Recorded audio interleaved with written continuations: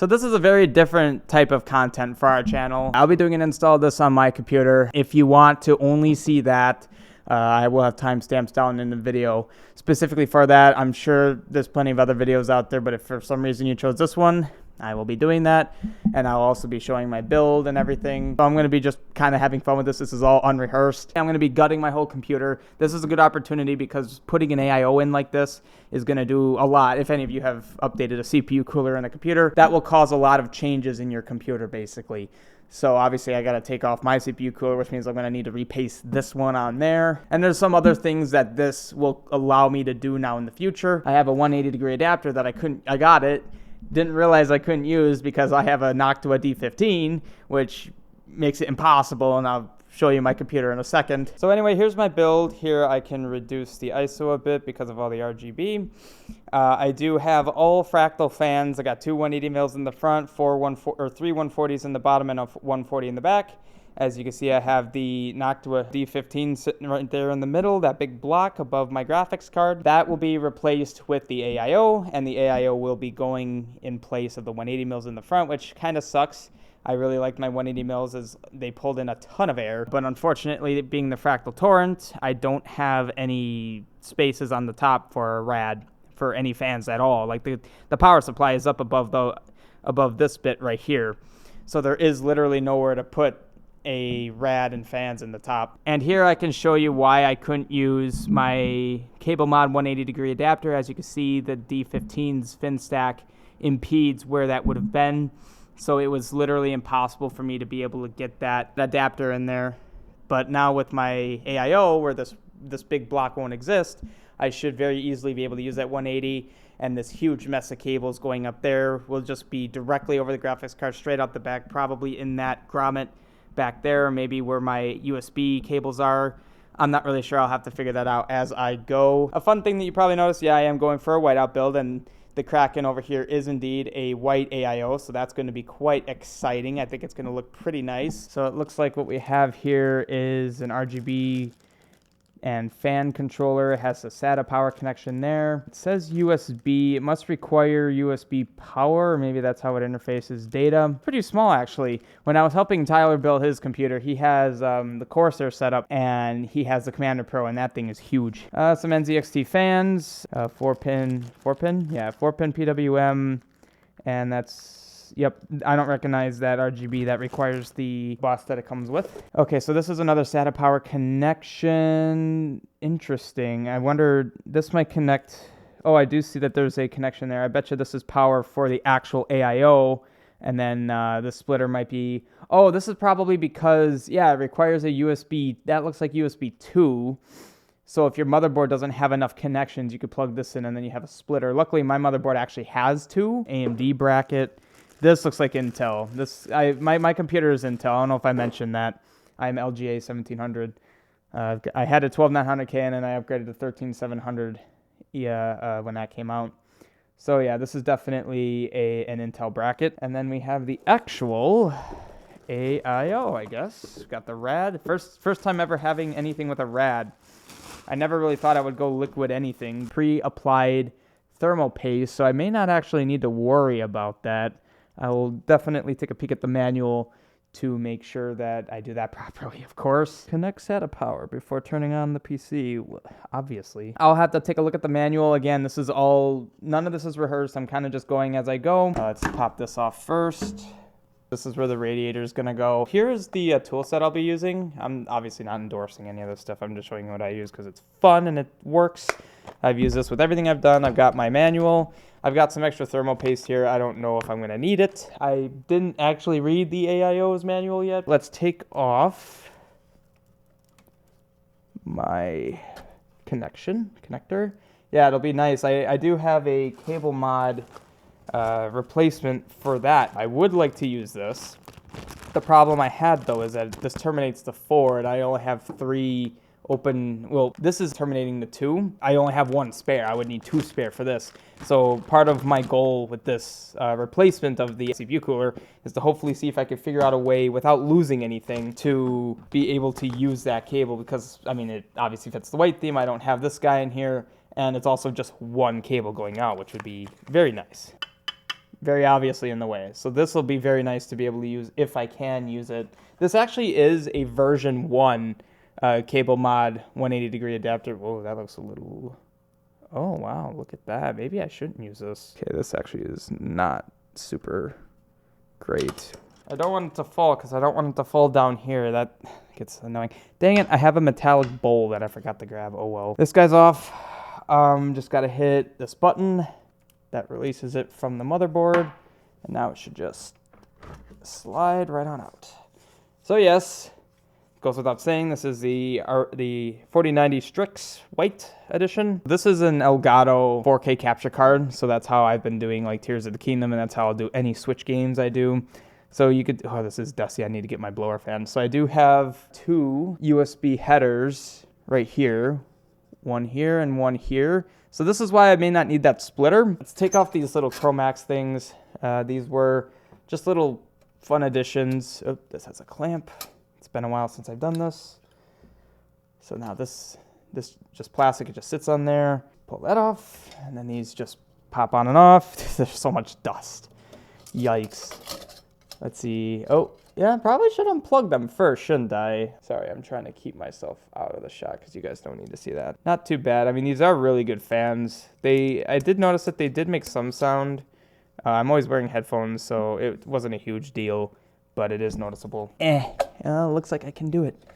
The thing is, the AIO won't have a fin stack. Okay, I can't do that. I might need to get the big screwdriver. Okay, so I did get the big screwdriver. Came with the Noctua fan. As you can see, it exists for a purpose. So I have the Maximus Formula Asus motherboard, and it has that LCD screen that has always been obscured by this huge thing. That's another huge benefit. See, there's so many benefits of why I wanted this AIO.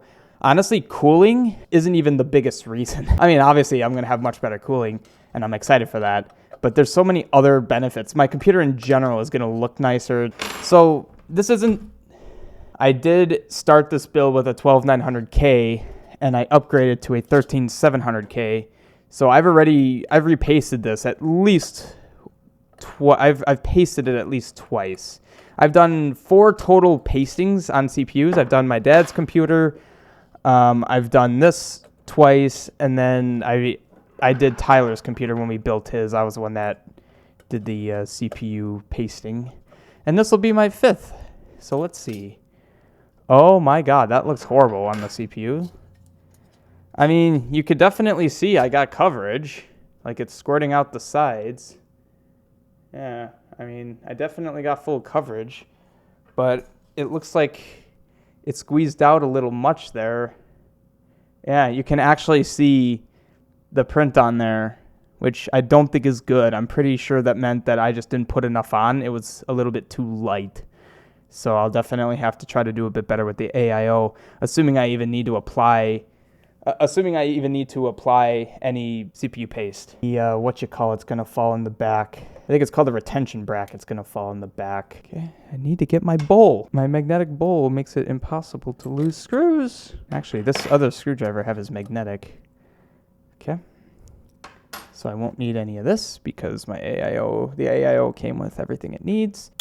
There, now I got the bowl. So yeah, as you can see, a lot going on back here. Definitely not the best way. Because yeah, I have a lot of drives. 4 terabyte, 8 terabyte, or vice versa. Kind of forget which is which. But taking off the top here, you guys can't see that apparently. But yeah, up top, we got the power supply up here. Might as well just start pulling stuff apart, untwist tying. I'm not a fan of zip ties. I prefer twisty ties, which I know are not as clean looking as zip ties. But the problem is that if you make any changes, not that zip ties are expensive, but you're going to be constantly clipping them and replacing them, clipping them, replacing them. I'll start taking everything apart. I'm actually going to take everything apart. And again, this is what I got. I think it was only like $10. Comes with some alcohol pads. So I'll go ahead and clean this guy off. It is still pasty, so it didn't like harden or anything, so that's good. I don't know if any of this is interesting, but if you're watching this, then you must be interested in it to some extent. Let's just wipe this down a bit. So just, I guess, to visualize it a little bit, to get an idea. Oh god. Obviously this will look a lot nicer. Really small, very low profile, and I'm glad I went with a 360 AIO. I don't know if 480s even exist really without getting a custom loop. But as you can see, this is going to fit really nicely in here. It is a bit tight here, and I'm actually really, really happy right now because there's clearly enough tube length that I will be able to do basically this. I'm super excited for that because, again, you have to figure my 4090 is going to go in here. I hope that this tension here isn't going to be too much because I'm kind of putting some tension on there. So the cool thing about this case, the configuration is currently set up to support 180 mils, so you can see, you might not be able to see, but there's a circular hole here, here and here, specifically for 180 mils. But I'll have to go back in my case box because there is bracketing for 140s. It is designed for that. So this case is actually going to work very nicely with this. Very nice fans, but yeah, that's not happening. That wouldn't work anyway with the way it's configured. So there you go. Yep, so that's for the 180 mount. The other one's up here. I'll take that off. So now we should have enough room. And there's even little clips here, or little tabs, I guess, top and bottom. And it looks like it has support for 140 and 120. So my case does advertise it with the rad being mounted in here and not on the outside. So the total depth that this is going to have is, as far as this goes, which gives me maybe a centimeter, 10 millimeters of space between the bracket and this fan, which actually is perfect. That's going to work great. Oh, that'll fit. That'll 100% fit. This will work. This will be great. It's going to be great. The radiator is going to mount directly to, yikes, to these brackets. So it's going to be directly like that, something like that. And then I'm gonna have the fans on the other side. I hope that there'll be enough clearance. I think there will be, but I'll probably have to demo it quickly to find out. Yikes, man. The worst part about doing anything with the computer is having to redo something, having to undo stuff and redo it. That always sucks. Not too tight, you know? Once I start feeling tension, just stop. It has a lot of play to it. I don't love that. So yeah, there is a good few centimeters out there, or probably 2 centimeters roughly.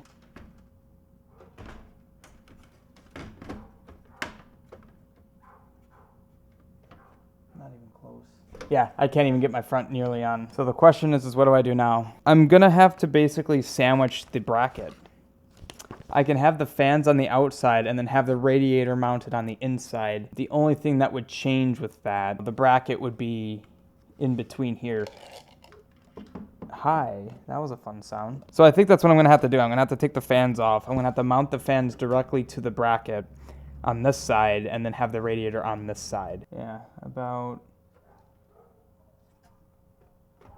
Okay, that's a bit weird. I gotta squeeze it a bit to make the holes line up. Okay, actually, mounting this is gonna suck a little bit more. I haven't really thought about how I'm gonna orient the actual, like, cooler here. I don't see myself using all 4 lanes of RAM, but this will impair that. My thought with going through the top was it might help clear... Well, that's gonna cross over the RAM. No, okay, I think this is the best way to go about it. So now I got the graphics card. It's not all the way in, it's just in enough.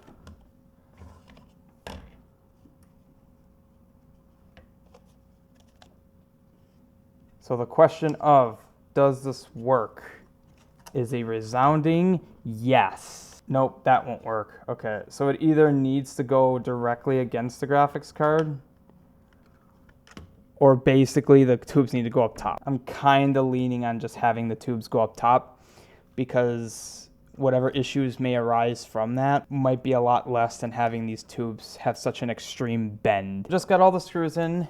Nice and tight. Didn't show any of the stuff on the side because I just screwed fans in. So now I think we're to the point actually attaching this. I feel like I don't want to take this off yet, but just at face value, the amount of thermal paste they're giving me won't cover the whole IHS here. It's also worth mentioning that this is plastic. This isn't metal. I have this one, and this one in, but you can actually hear how much play there is in there. Okay, so what I read said that it should be loose at this point, so I'm gonna assume that that's fine and just go forward with the 4th. As I screw this on, it's gonna pull the plate and it'll end up being tight. Let's apply our dabs of thermal paste here. Ooh, that came out a lot faster than I was expecting.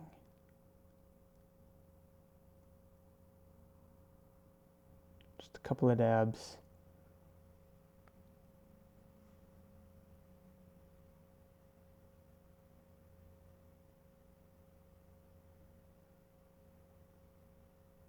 Maybe a little bit on the edges. The only concern I have is that that thermal paste on it won't make contact. So I think I should smooth this out. So, without further ado, let's mount this guy on. Kind of hard to see.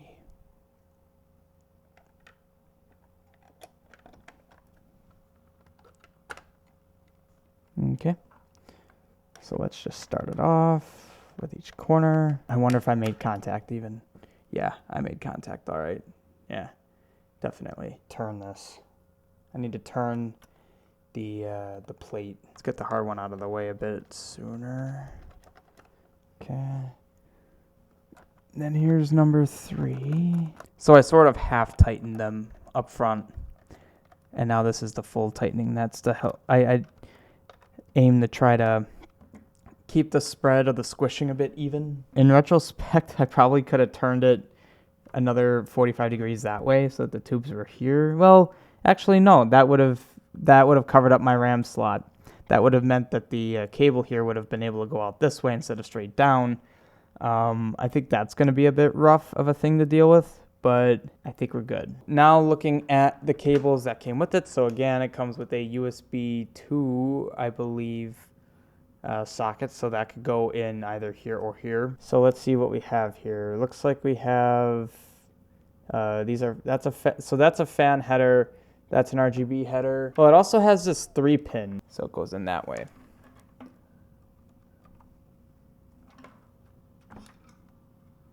Okay, so that's socketed in there now. See how that's right in front of the screen now? That's very unfortunate, and like it's gonna have to like curve like this. This is a pump 3-pin connector right there. It's a 3-pin. I wonder if this is it. It is kind of bent. It's the only 3-pin I see, so it says W out. So I'm assuming that is the correct thing. Came with the fan header, which is this guy here, and then an RGB header.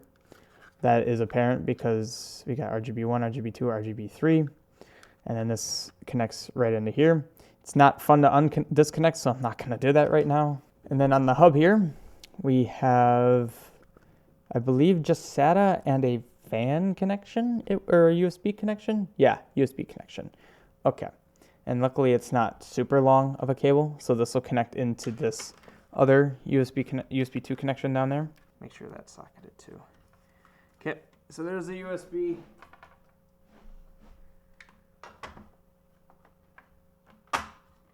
Oh, wow. As it turns out, the fan hub is magnetized. All right, so got the 3-pin pump header in there. I believe that has to go into the CPU fan hub or fan header, just so that the motherboard can actually recognize that there is a CPU fan. So this is what we're looking at now. Got that support bracket in there. This is how these cables ended up looking. Not too bad. And now I have my 180-degree adapter that I can actually use now. Here I can connect that in like so. Fully seated. The thing is, a lot of people, the main reason people were having issues with their graphics cards and you know, these connectors burning up is making sure it's fully seated. I haven't had issues with that. I mean, just make sure it's fully in. It's clearly in, so nothing really to worry about there. So now it's all about cable management. See if there's a better way I can get all these cables to work.